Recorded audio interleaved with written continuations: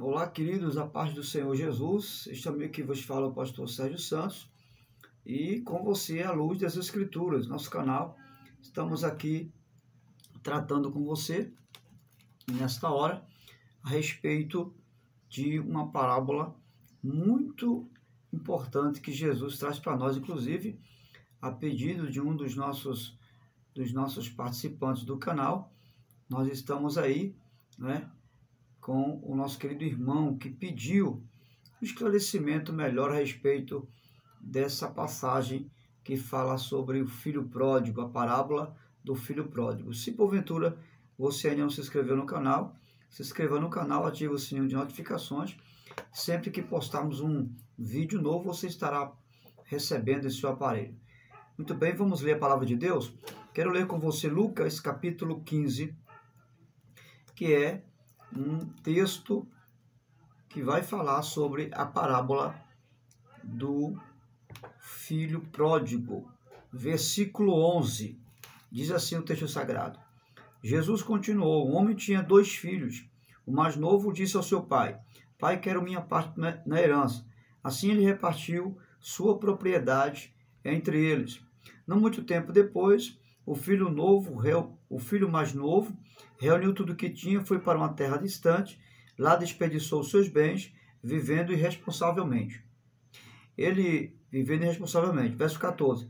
Depois de ter gastado tudo, houve uma grande fome em toda aquela região, começou a passar necessidade, por isso foi empregar-se como um dos cidadãos daquela região, que mandou para o seu campo, a fim de cuidar porcos. Ele desejava encher o estômago com as vagens de alforrabeira que os porcos comiam, mas ninguém lhe dava nada. Caindo em si, ele disse: Quantos empregados de meu pai têm comida de sobra, e eu aqui passando fome, morrendo de fome.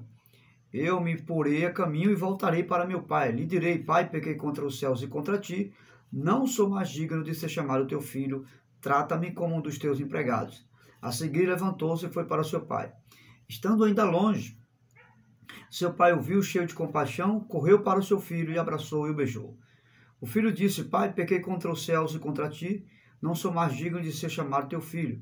Mas o pai lhe disse aos seus servos: Depressa tragam melhor roupa, vistam nele e coloquem um anel no dedo, calçados em seus pés, tragam um novilho gordo, matem-nos, vamos fazer uma festa, alegremo-nos. Pois esse meu filho estava morto e voltou à vida, estava perdido, foi achado. Começaram a festejar o seu regresso. Enquanto isso, o filho mais velho estava no campo. Quando se aproxima da casa, ouviu a música e dança. Então chamou os céus e perguntou o que estava acontecendo. Ele respondeu: Seu irmão voltou e seu pai matou um novilho gordo, porque o recebeu de volta são salvo. O filho mais velho encheu-se de ira e não quis entrar. Então seu pai saiu e insistiu com ele. Mas ele respondeu ao seu pai: Olha, todos esses anos tenho trabalhado como escravo ao teu serviço, nunca desobedeci tuas ordens, mas nunca me deste um único cabrito para eu festivar com meus amigos. Mas quando voltava para casa este teu filho, que esbanjou seus bens com prostitutas, matas um novilho gordo para ele? Disse o pai: Meu filho, você está sempre comigo, e tudo que eu tenho é seu, mas nós tínhamos que celebrar a volta deste teu irmão. Alegremo-nos, porque ele estava morto e voltou à vida, estava perdido e foi achado. Muito interessante, não, essa parábola. Quem sabe você já leu, releu, mas quem sabe alguma coisa ficou embaraçado no seu entendimento. E é nesse sentido, é nesse propósito que, à luz da palavra de Deus, debaixo de uma dependência do Espírito Santo, que eu quero com você aqui agora trazer algumas verdades a respeito dessa parábola que Jesus tanto nos ensina. O contexto do capítulo 15, quando você vai começar a ler do capítulo 15, versículo 1, você vai perceber que Jesus está acolhendo pecadores e publicanos. Enquanto isso, os irmãos de Jesus e as autoridades religiosas que estão à sua volta, por essa razão, porque Jesus está acolhendo pecadores, porque Jesus está dando atenção aos pecadores, aos gentios, aos pagãos e tantos outros que pudessem que estavam ali ao seu redor. Jesus estava abraçando esse pessoal e dizendo que o reino dos céus estava em festa. E por causa disso, esse pessoal, os irmãos de Jesus e as autoridades religiosas, eles entram numa crise espiritual muito grande. E Jesus ele vai dizer que os céus estão de festa, porque essas pessoas, toda essa rapaziada aí, pagã, gentil, prostituto, adulto, ladrão, toda essa turma aí publicano, estavam voltando para os braços do Pai ou para a casa do Pai. Diante disso, nós vamos ver aqui, e à luz do que Jesus está nos ensinando, à luz dessa parábola, Jesus está apresentando a mim e a você dois tipos. E nós somos apresentados à luz dessa parábola e à luz como a figura do filho mais moço e do filho mais velho, a figura de duas perdições humanas. E nós somos apresentados como esses dois tipos de perdição humana. A primeira perdição humana está relacionada ao filho mais moço, que é a perdição moral. A segunda perdição humana está ligada ao filho mais velho, que podemos chamar de perdição moral, no sentido de ser uma perdição moralista. Ambos,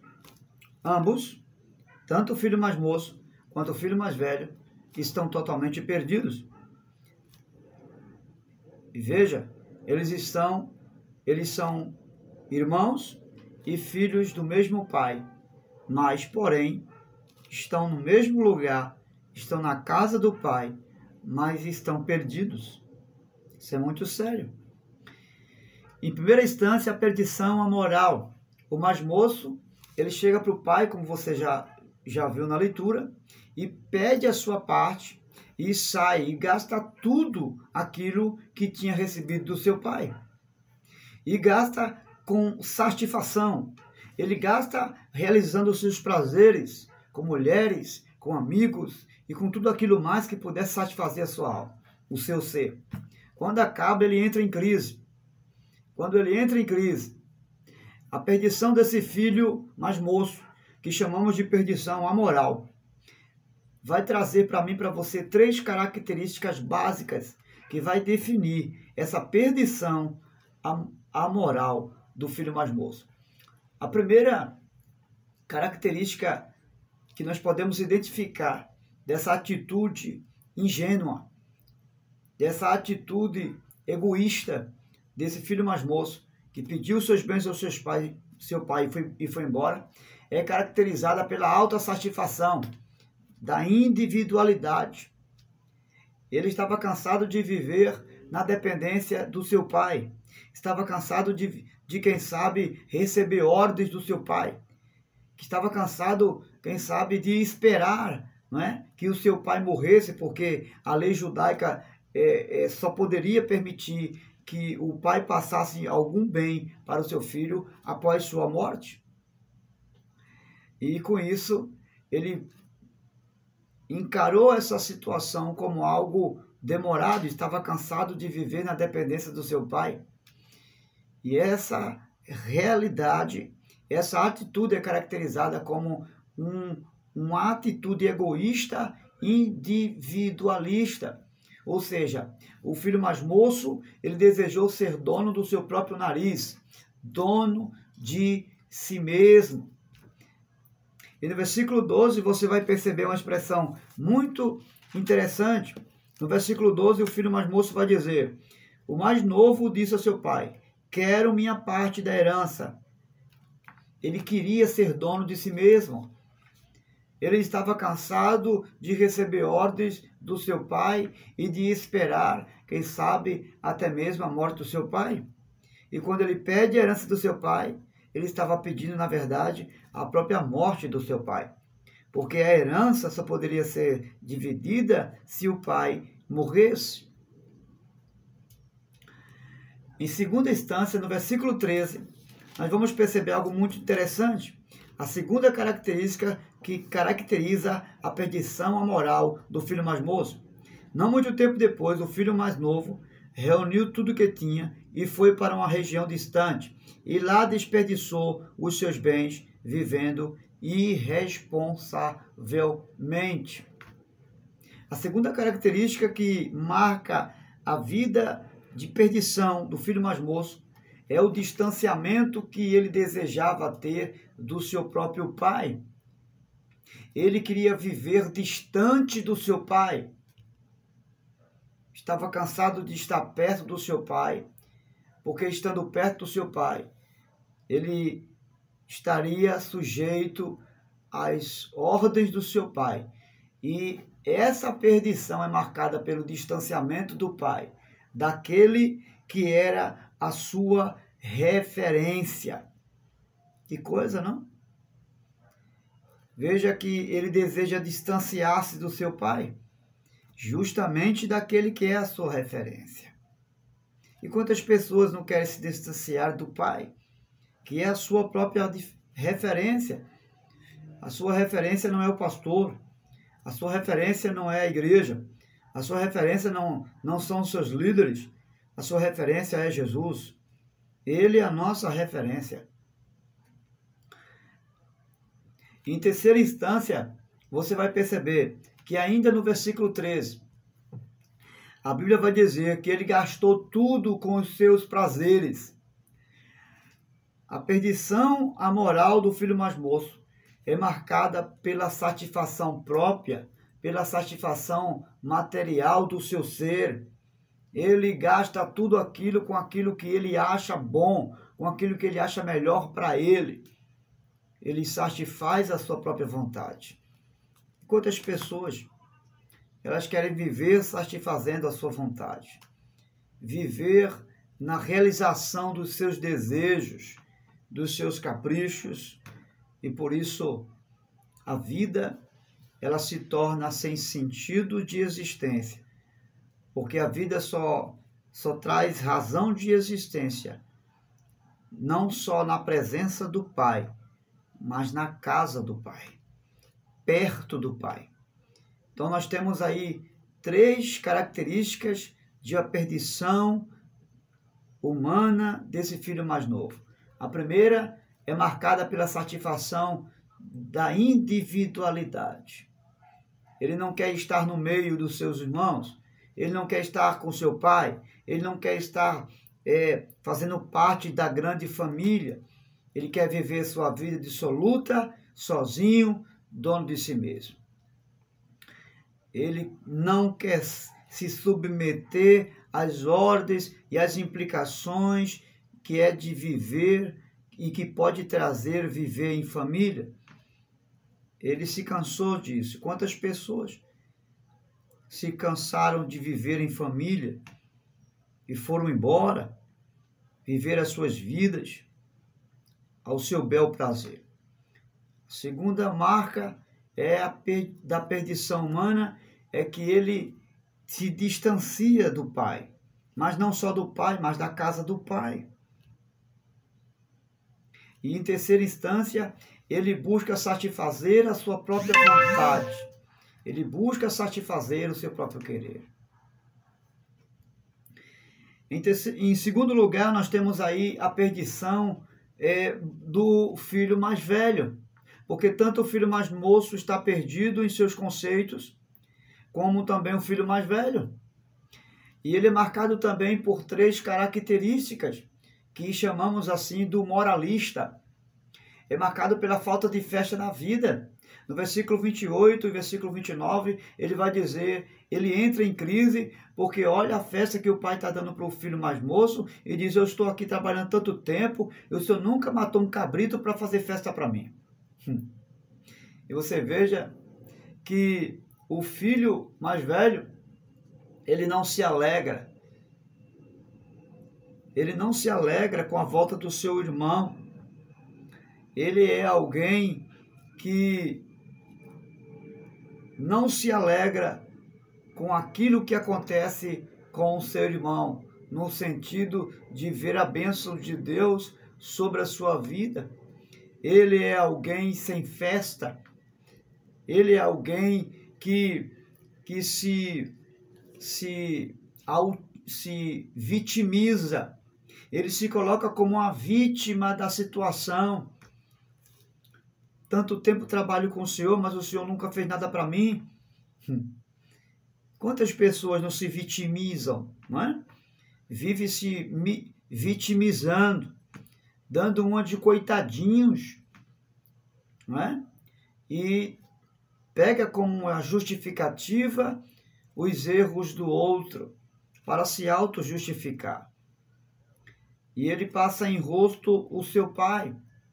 Em segunda instância, é marcado pela falta de liberdade na vida. Você veja que ele não sabe compartilhar a vida com seu irmão. Ele não compartilha. Pelo contrário, ele se justifica diante do pai, dizendo que trabalhou tanto tempo trabalha para o pai e o pai nunca fez nada por ele. E ele julga o seu pai, dizendo que o pai nunca fez isso para ele. E o pai é preciso dizer: filho, tudo que eu tenho é seu. Nada que é meu, tudo é seu. Quantas pessoas não são assim, né? São marcadas pela falta de liberdade da vida. Não compartilha a vida com os seus próprios irmãos. Vive dentro de um egoísmo dentro de si. Às vezes até sabe muito, mas sabe para si. Não compartilha o conhecimento que Deus lhe deu. Não compartilha a bênção do entendimento do evangelho para as pessoas. E nem mesmo com a própria vida. São pessoas amargas, são pessoas frustradas, que nem se alegra e nem se alegra com a festa dos outros. Vive uma vida como se vivesse, como se fosse um monge no alto do monte gelado, sozinho e sozinho. Em terceira instância, esse filho mais velho, moralista, é marcado pela falta de relação com seu pai. Ele tem relação com o trabalho do pai, ele tem relação com os animais que o pai tem, com a casa que o pai tem, com a fazenda do pai, com todos os pertences do pai, menos relação com o pai.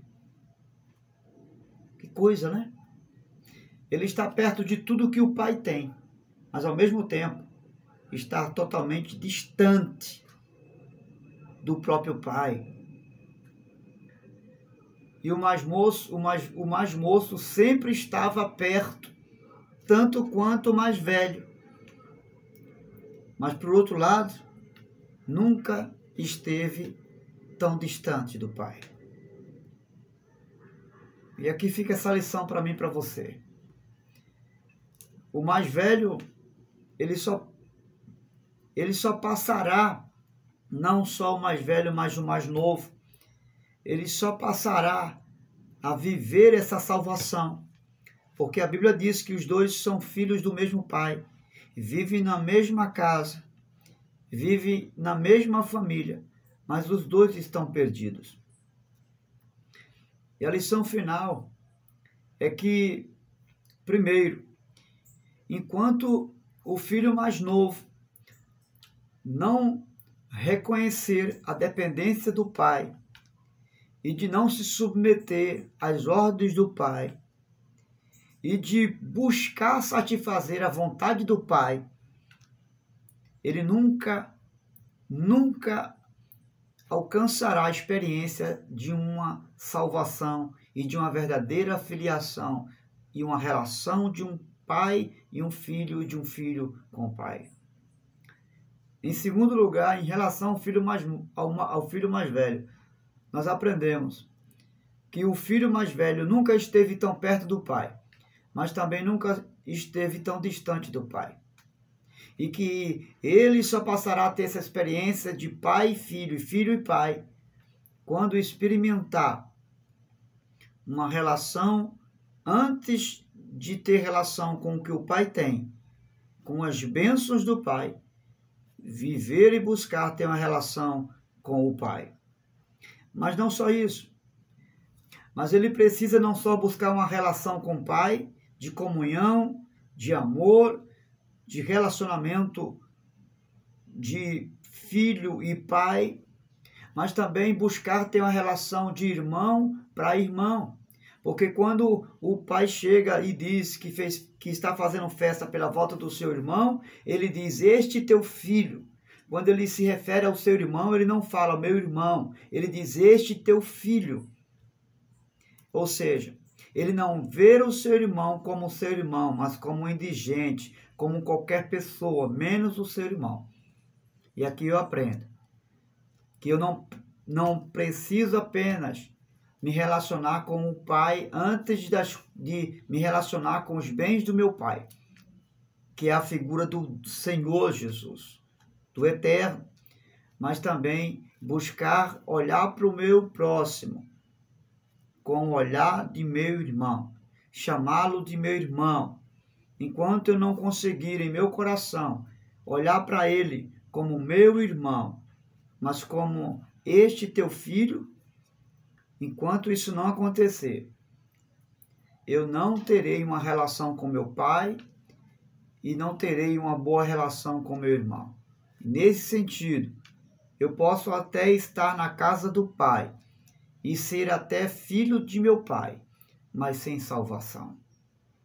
Que Deus abençoe a mim, a você, sua vida, e que em tudo isso possamos aprender, como lição de casa, não ter apenas uma relação com o Pai, ou melhor, com as coisas do Pai, mas ter uma relação com o Pai, porque a relação com o Pai precede a relação com aquilo que o Pai tem. Vamos repetir? A relação com o Pai precede a relação com todas as outras coisas que o Pai tenha para a minha vida. Grande abraço. Se essa mensagem abençoou você, que você possa compartilhar com seus amigos, tanto quantos puder, em nome de Jesus.